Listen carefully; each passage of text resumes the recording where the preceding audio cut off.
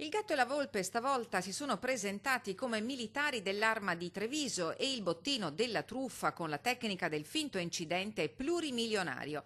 È di 300.000 euro il valore attribuito a un orologio a tiratura limitata che una 78enne residente nel centro di Mestre ha consegnato nelle mani di un malfattore che l'aveva convinta a dare monili e preziosi quale cauzione per pagare l'assicurazione di un incidente occorso al figlio. Nella prima telefonata la 78enne ha parlato con un sedicente avvocato Bevilacqua che le ha comunicato l'afferale notizia. Trattenuto dai carabinieri di Treviso, il figlio della donna, per non essere denunciato dalla controparte, necessitava di una somma pari a 5.800 euro.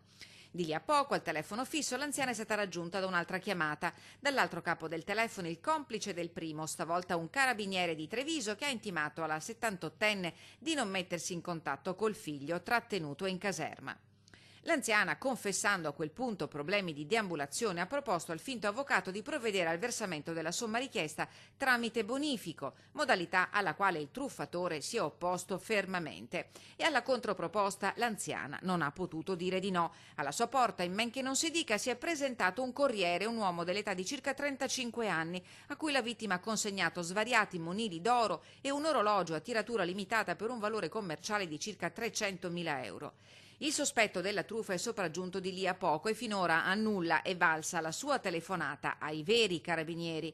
Nell'abitazione della donna, protetta da telecamere di sorveglianza, hanno lavorato gli uomini della polizia scientifica che hanno acquisito le immagini e ogni elemento utile alle indagini.